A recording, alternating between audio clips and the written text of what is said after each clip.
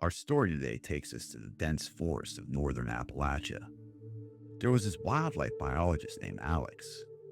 So, Alex worked for the Wildlife Conservation Bureau, and his job often took him to some of the most isolated, untouched parts of the national forest, spending weeks studying local wildlife populations.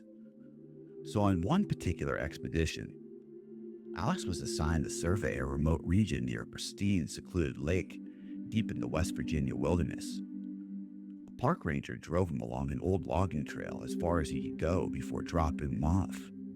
From there, Alex hiked nearly 15 miles through dense forest until he reached a small clearing near the edge of a lake where he set up his camp. As he was pitching his tent, Alex spotted an old structure partly hidden by trees on the opposite side of the lake.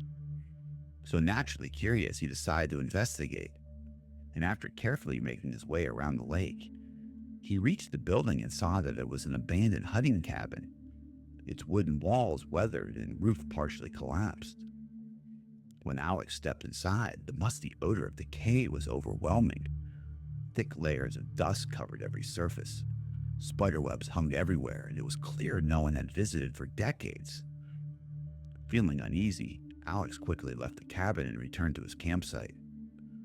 Later that night, as Alex cooked his dinner by the campfire, he suddenly heard faint whispers and rustling sounds coming from across the lake. Peering through the darkness, he saw faint movement near the cabin. Confused, no one else should be out there at all.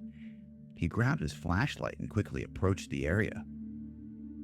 He just stopped short of the cabin. Alex froze when he noticed a large, shadowy figure inside the cracked window. The figure stood motionless, almost sensing Alex's presence.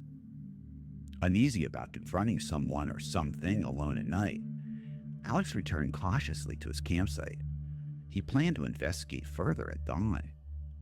So the next morning, Alex went back to the cabin, and he found it exactly as he had left it. The dust was undisturbed, the cobwebs were intact, and there was no sign anyone else had been there. So thinking perhaps this was his imagination was playing tricks on him, Alex just kind of dismissed the incident.